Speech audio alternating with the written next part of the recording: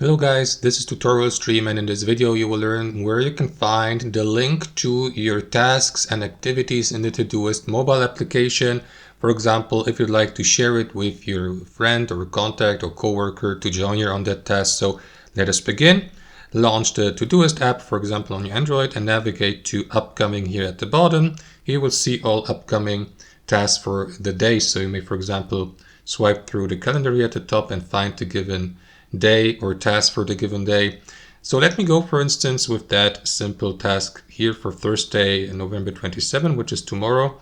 I created for demonstration purposes. Simply tap into it. And after that, guys, you will need to tap into these three dots here in the top right corner inside that editing menu. Swipe down, and here, guys, you will see that feature copy link to task. Tap into it to copy the link to your clipboard so that you may now close the task and send the task, for example, via direct messaging services to your friends or via email and so on and so forth, guys. And that's it. Hope you enjoyed it, and until next time.